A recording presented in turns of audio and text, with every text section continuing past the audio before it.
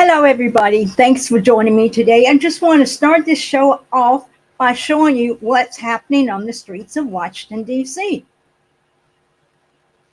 There is no sound. Watch it.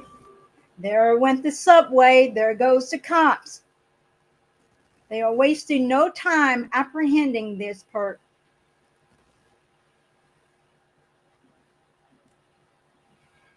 All of that, all of that because, oh my gosh, I'm losing a lot of my material.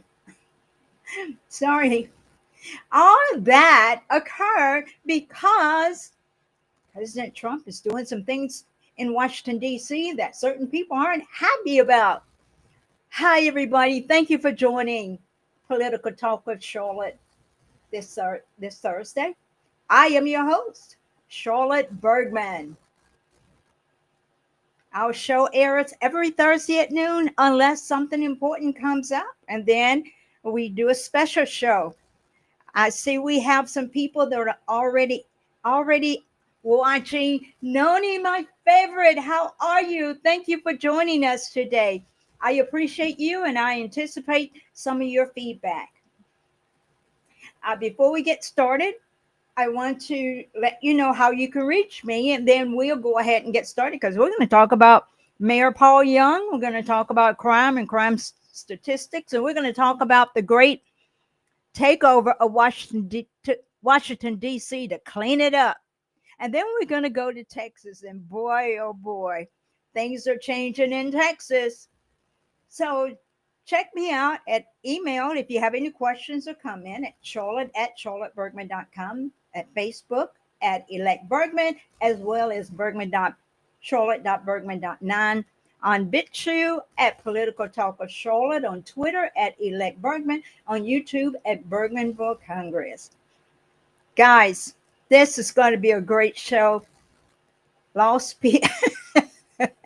This is going to be a great show, but let's get started with our introduction and invite some people to join us, guys.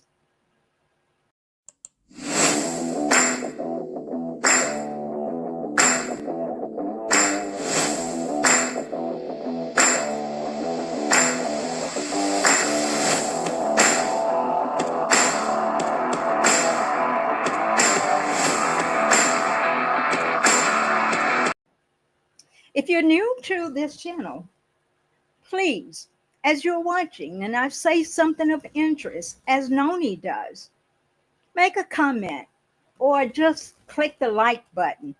That helps to bypass the shadow banning that Facebook, YouTube, and Rumble are imposing on me.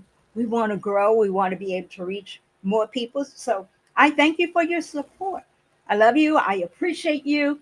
Please comment and share my videos. Help me to break the shadow banning. And also, if you hadn't already, check out my book, The Last Trumpet in the Battle for America. I have received a lot of feedback about that book, and there are people that really like it, and I like that. Now, as we were beginning this show, we're talking about Trump is seizing control of the DC police, and he deployed the National Guard, and many of you are aware of it. And you saw the guy in DC fighting with all of his might with a Subway sandwich, and that's good publicity for Subway. A foot long is a great weapon. Next, it's going to be placed on the ban list along with rifles, assault weapons, vehicles, because those are the things that people are beginning to use in order to terrorize people. So President Trump invoked the Section 740 of the DC Home Rule Act that places Washington, DC Metropolitan Police Department under federal control, and it deploys the National Guard in response to what he describes as rampant crime. Now, what I'm discovering in terms of what he's doing, there are reporters and people who are reporting the news are secretly saying they're glad because several of them have been assaulted or have had family members assaulted. Yet in public, because they're liberal, because they're left, they're painting President Trump as this horrible person and that he has an ulterior motive to get the Epstein list off of the front pages. Nobody cares about the Epstein list. Come on, guys. Well, I don't care, and lots of people don't care. But anyway, despite these claims, you know, they're saying that they're claiming that crime is going down. Many of you have heard about those fake reports. Is crime going down? Have you looked out of your window? Have you looked at your neighbors? Have you heard gunshots? Have you seen and heard about murder, carjacking? Is crime going down? What I fault President Trump with in terms of this particular issue is the fact that he chose to make Washington, D.C. appear to be the worst state that has issues with crime. And really, as much as I love President Trump, that is not the full truth. As a matter of fact, guess which city is considered number one? And I think there is a tie between St. Louis and Memphis as number one. But I understand what President Trump is doing, because when you have foreign dignitaries coming to Washington, D.C., when you have them entering the major city in your country, and if they see the crime, the dirt, the filth, the homelessness, which is among the first things that they see, that leaves an impression upon their minds that is this what's happening in the other cities and states in the United States? But right now, guys, liberals are being triggered. They are. You saw the guy, he had to have been triggered to throw a Subway sandwich at the officers. Oh, boom. My Subway sandwich is going to hurt you. Well, as you could tell, he threw it and ran. And even those officers with all of the heavy, the gun, the badges, and things like that, the extra weight that they're carrying, they caught the dude. The dude in the pink shirt, they caught him. I'm sorry, they caught him. He wasn't fast enough. I'm going to show you a comment from a guy out of Washington, D.C. This guy, one would assume by looking at him that he is a liberal. He is not. As a matter of fact, I want you to hear what he has to say about what President Trump is doing, because I was really shocked, and he is among several of the people who are making comments like this. Give me a second and let me bring him up. Okay, here we go. Are you ready to hear what he has to say? Let's go for it. The city is quiet as a church mouse, young. I came all the way down Pennsylvania Avenue this morning. So peaceful, young. I don't smell no weed, young. I don't see no homeless people. I mean, I came all the way through the southeast side, all the way down here. You see now I'm at the White House, jump, man. It's quiet, young. It's a shame that it takes somebody to have to sit in your classroom in order for you to be in order, young. Because that's what it feels like, young. You gotta be babysitter to do your job, young. Stuff been out of control for years. You gotta do better, young. You gotta do better, young. And mainly, young, you got the problems. It's us, man. It's always us giving everybody a bad name, young. We'll see how long this lasts, young. How many murders was it last night? How many carjackings was it last night? Talk to me. And y'all keep on posting all these data numbers and things of that nature that y'all see everybody else reposting. The stuff that came from the Metropolitan Police Department and the mayor, yeah. Let me tell you something, yeah. Let me tell you something. You can't be that stupid. You can't be, man. Who enters that information to get that data analysis, yeah? People do. You can enter whatever numbers you want to make whatever report show what, but you can't hide the crime, young. You can't do it. Let me give you something to break it down to you for those that don't understand. I retired from UPS, right? So what they used to do to play with the numbers or whatever, we have mission packages. You'll have drivers over the hours. They'd go in and enter the information and the report would show whatever they needed to show to keep their bonus that week for their bosses not to fire their ass. So stop believing that stuff. And I don't know if you ever had to deal with the DC government, young, but they suck, young. They have got a lot more better now that the officers have did what they had to do and got all of these people out of the government and got rid of the riffraff and things of that nature. People actually do work now. Let me give you this for example, right? You got carry and conceals or whatever that were being issued by the DC separate department that was handling the gun license and the things of that nature. They went from turnaround time for like 4 months, 5 months for you to have to damn get a gun registered in DC and get a carry and conceal to 2 weeks. It used to take you 3 months just to get an appointment to talk to somebody and take your information and your gun down there. Now, you go online right now and they got appointments available tomorrow. How does that happen? What changed? You put some fire under their asses and now they want to do some work. President Trump went in and started firing people right and left, right and left. And now, as this man is saying, there really is efficiency. You know what's so strange about that is he's right. We take people for granted. We we take people for granted, but when there's somebody who when there's oversight and somebody's watching you, thank you for sharing, Noni.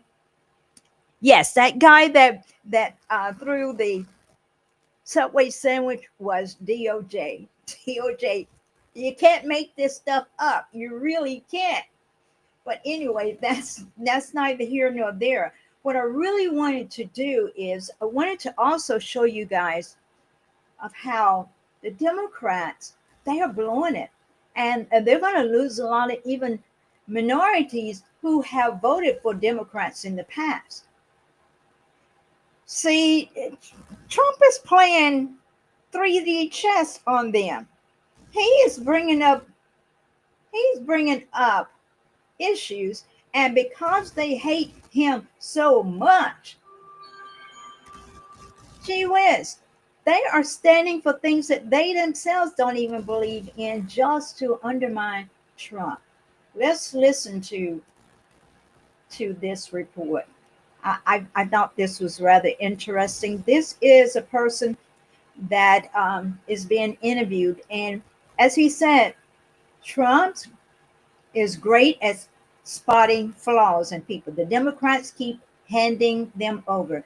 They're defending DC by downplaying crime, even after assaults on staffers and the shooting of Redskin R.B. Brian Robinson. And while saying they should avoid elitism, they're busy defending Ivy League. Of course not, John. And it's certainly, again, Trump is great at finding the flaws. I think you're going to see Democrats trip over themselves right now defending Washington, D.C.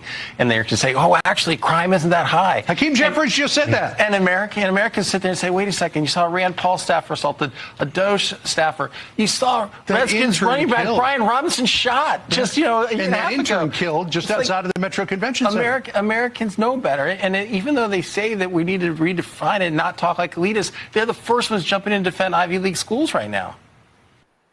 I feel sorry now for Democrat strategists who have to defend this stuff. But hey, that's the job they've chosen. And keep that in mind. I'm going to come back to these statistics, these flaws, these fake statistics. Fake statistics.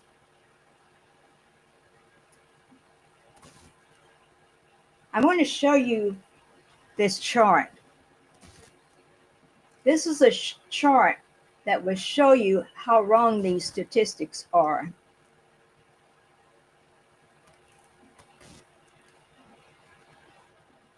President Trump did state that DC was a high crime area. I agree with that. But I'm going to show you a chart, a rolling chart, over 12 months that the FBI created versus MPDC, which covers aggravated assaults. Thank you very much, Charlotte. So let me bring this up so you can see it, because there is a huge discrepancy in terms of what the charts reflect and what our local police are sharing with us. The FBI chart that you see on the screen is weird. The FBI chart is in blue. The MPDC, the police in DC, and when I say the police in DC, I'm also referring to local police.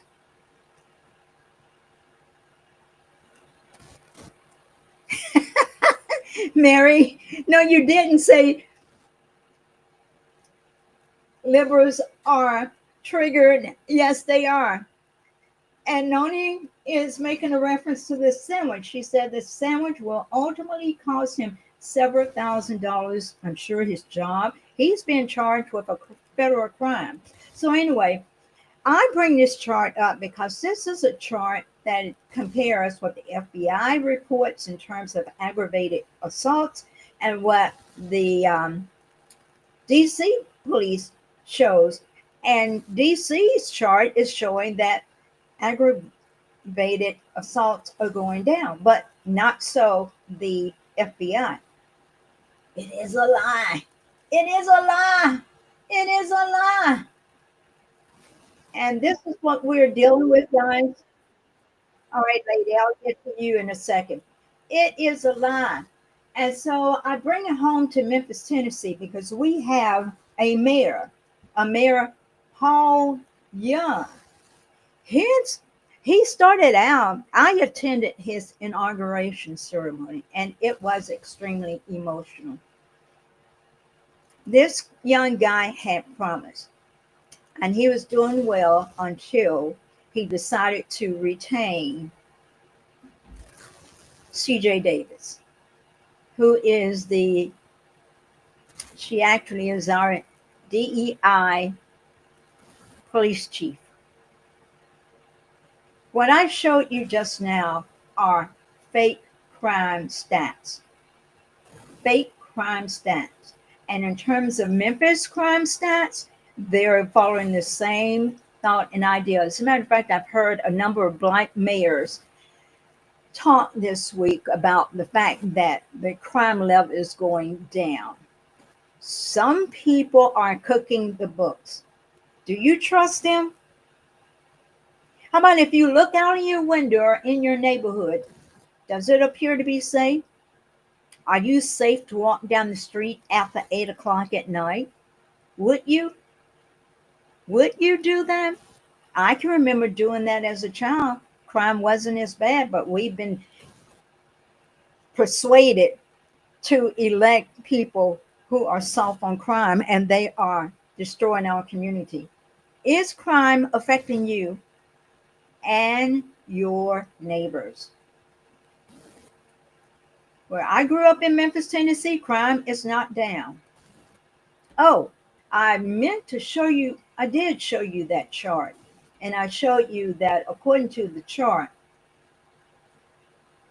crime is not down, but there is another chart I needed to show you, which shows you that Memphis, Tennessee, I'm going to discuss with you about this chart. This is a violent crime per 100,000 residents, and this chart was created in 2024. Memphis has a population of over 250,000 people. Memphis is number one at 2,500 violent crimes. Oakland followed behind it with 1,900 violent crimes. Detroit, we have outpaced Detroit. Detroit has had about 1,800 violent crimes. I'm sorry. Memphis had 2,500 violent crimes. Oakland, 1,900 violent crimes. Detroit, about 1,800 violent crimes. Little Rock, about 1,700 violent crimes. Baltimore, people are saying Baltimore is a really bad city, but it didn't have as many violent crimes as Memphis, Oakland, Detroit, and Little Rock. Washington, D.C. only had 926, so they do not rank in the top highest crime areas or cities written with crime, but Washington, D.C. is an overall reflection on the city. What it did I put up what Nani said? Okay, it's going to cost him big time. It's going to cost him. Now, the next topic, and if you see Paul Young, you tell him I said that he blew it when he hired C.J. Davis. And I have seen him speak at meetings, and this guy is defending to the hilt the fact that crime is going down. Yet, there are people in our community that see that Memphis literally has the highest violent crime rate of any major city, like by a lot. Oh, my niece is listening. Yes, Stephanie, they are cooking the books. Their stats are not correct, saying that Memphis crime is down. Ridiculous. Paul Young needs to resign. He's going out soon. But you guys have to remember, because typically what they do their mess during the first 3 years, and then the last year they become as good as angels and do such wonderful things, and then people tend to forget. I love you more, Stephanie. Thank you for your support. I need your support. Okay, let's move on to Texas. Everything's big in Texas. Everything's big in Texas. And there is one young lady that is about to feel the wrath of what's happening in Texas. Miss Big Mouth. Let's hear what Miss Big Mouth has to say. Oh yeah, I know you guys love her too. I think she's pretty much out the door. Have you ever heard them say if, since we've been sitting here for I don't know how long? Because honestly, if they would continue to say if or Hunter and we were playing a drinking game, I would be drunk by now. Ms. Crockett. I'm just curious, just to better understand your ruling. If someone on this committee then starts talking about somebody's bleach blonde, bad built butch body, that would not be engaging in personalities, correct? This lady, she needs to win an Academy Award. And I say that because she attended a prestigious school in high school. She came to Memphis and attended Rhodes College, which graduate the top scholars. They are smart. Yet to listen to this woman talk, you would think that she was raised, say, in the hood. And she wasn't. She's a good actress. She needs to win an Academy Award, and she needs to be removed from Congress. So what is happening? Why am I discussing this? Because of Texas redistricting. Guys, Texas Senate Democrats, they got pissed. They got pissed because they showed up, and all of the Texas members needed them to do was to show up and to be recorded on the roll call.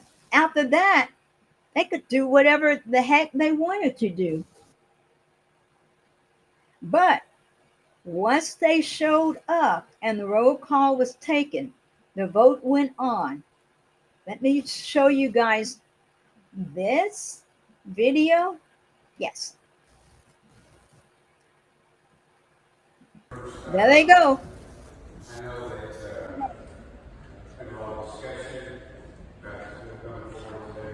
Districts have been redistricted in Texas. All they need now are the House members. And the reason I'm coming to you now is because the House members have have run away. They're runaway Texas Democrats. They're scared. They ran away instead of facing the music and standing on principle, whether they were outvoted or not. So, what is happening now? Republicans win in Texas. Republicans are winning in Texas. Texas House Democrats will now be returning to Texas for Greg Abbott's special session, where the new U.S. House maps will be passed. And the Democrats caved again. And I know they are pissed about that. Veronica, what you said about Jasmine Baby? Ooh, I'll let you guys read that. Actually, I think she is very qualified. She just doesn't feel that her qualification fit in with the people that she represents, which makes her look bad. Oh, you guys are really, really good. Republicans loving Greg Abbott. Thank you, Stephanie. Okay, so their plan failed. When the senators voted, that almost sealed the deal. Now the House seats the House members have got to come back. Their plan failed. The Texas Democrats folded once again. Remember, they did that, I think, in 2021. The special session is rolling, and these new House maps are set to secure 5 more GOP seats. The momentum is undeniable. Hey, guys, let's do this, and hopefully we can get some justice in the Memphis area to cut down on some of the crime. Hey, vote Republican. That's what you need to do to cut down on crime. Texas Democrats caved, proving the power of relentless accountability. That's what the Texas GOP did. They were relentless. They session in every day, and those Texas Democrats now are owing big bucks. Their money has dried up in terms of their benefactors, in terms of their own pay. They're not getting it. Their quorum break, and that's what they were doing. They was trying to break the quorum, was pure political theater. Taxpayers foot the bill while they fled responsibility. See, they're trying to say that mid-decade redistricting is corrupt. It isn't. It is correcting years of rigged map favoring coastal elites over heartland voters. Real representation means districts reflecting actual votership, not protecting incumbents, is going to be what we're going to see moving forward. The Texas Senate voted 19-2, and they showed bipartisanship for fair map, despite the Democrats' theatrics. Every dollar spent on special sessions to pass the map exposes the cost of bureaucratic gamesmanship. Secure borders, energy dominance, and electoral integrity start with maps that don't gerrymander Americans into irrelevancy, as well as the elimination of crime, because then we get more Republicans who understand that there has to be accountability, and they're going to vote. And getting back to Memphis politics, I want you guys to know I want to start something right here. Steve Mulroy is a clown, and he's weak on crime. But Chris Floro is an assistant DA. I want to do a draft, Chris. So I want to talk more about that later. Okay, so the only reason that the Democrats are returning is because they ran out of money. Now, there is an Illinois judge who basically is trying to clip Texas wings to stop this, but he's not going to be able to. Their cash spigot was turned off, and then their big donors found themselves being investigated for money laundering and bribery. Oh boy, are they caving. The derelict Texas House Democrats will return to the Texas House for Greg Abbott's second special session, which this session ends Friday. And the minute this session ends, Greg Abbott will start another special session. So the derelict Democrats cannot stay gone forever. They are trapped. They're caught in the trap.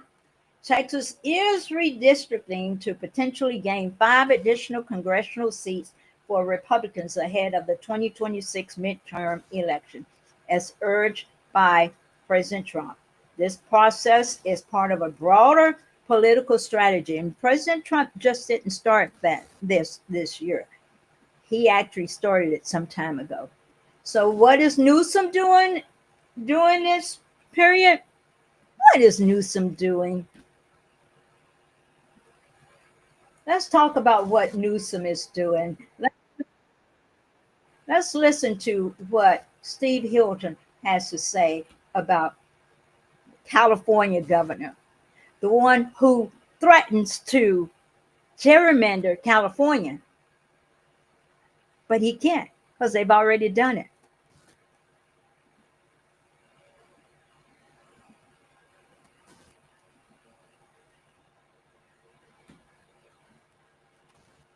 Oh, yes. I announced it this week, Trace, in Sacramento, but just a couple of points of context. Number one, the Democrats in California already have the largest cache of stolen seats because of the gerrymandering they've already done. If we had fair representation in California, Republicans would have an extra 12 House seats today. But we don't, and he wants to make it worse. And why does he want to make it worse? In his own words, to end the Trump presidency. He wants to overturn the result of the last election, flip the House, impeach President Trump. I'm not going to let it happen. This week I announced a lawsuit that I will file in state court and in federal court because Gavin Newsom's scheme to steal another 6 House seats violates the California state constitution's equal protection clause as well as the federal constitutions.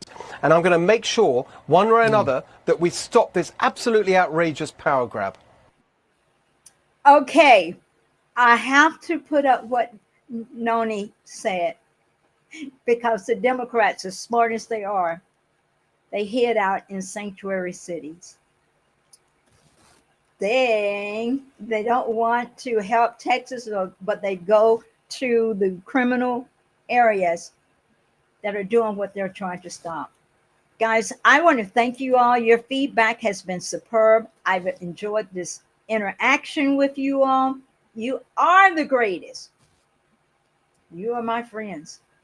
And I hope that you have a great weekend. I hope you have a great weekend because I plan to have one too.